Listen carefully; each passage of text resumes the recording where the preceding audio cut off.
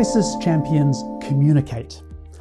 How and what you communicate in a crisis will very often determine the success or otherwise of your endeavors. It's that important. Building trust quickly is essential. You'll need people to respond quickly and effectively if you are to move fast enough to react to the crisis unfolding. Transparency builds trust, and a willingness to be open, vulnerable, and authentic goes a long way to building trust. A wise person said that the problem with communication is the illusion that it's taken place. Just when you've repeated your message yet again and you're thinking, surely I can't need to say this again, it's just starting to land and those who need it to hear it. More is better. Be succinct and clear, yes, but it's hard to over-communicate. What you communicate is also important. Be genuine, open, and transparent, no secrets, or need-to-know policy, which often becomes weaponized in the hands of power-oriented bureaucrats. How much more so is full disclosure needed in a crisis? Be transparent and truthful even when it is negative. People always fill a gap in communication with assumptions, and they usually assume the worst, so you might as well be open. What is it about bad news? It sells well, travels fast, and seems to catch our attention. Our 24-hour news cycle is unfortunately built on it. Despite all the views to the contrary, there is nothing wrong with communication in most companies.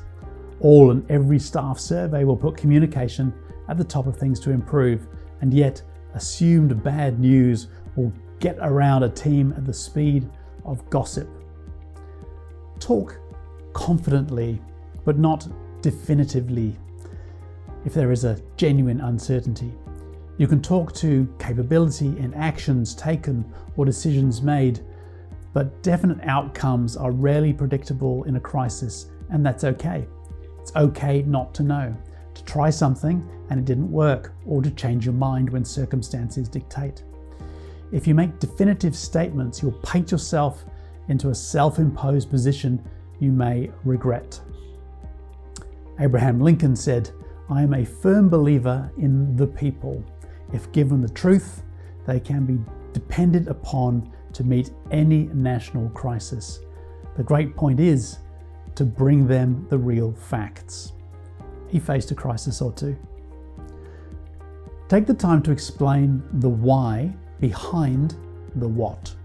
It's amazing what people will take on if they know why, and you treat them with respect regardless of their position and role.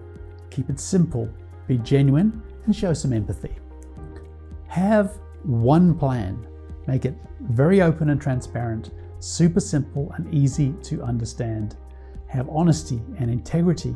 Be open in your communications and help define reality. You'll be surprised how that builds respect and garners an appropriate response.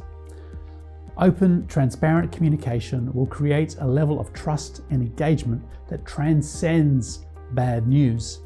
In turn, this can unlock solutions and foster creativity. Keep your tone calm. You can be authentic, show empathy, and remain calm. This is not the time for the big rah-rah speech. You don't motivate people through a crisis, you lead. That's a big difference. People may be genuinely fearful.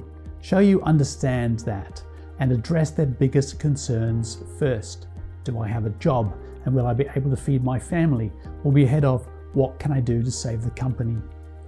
It's like a corporate version of Maslow's hierarchy of needs.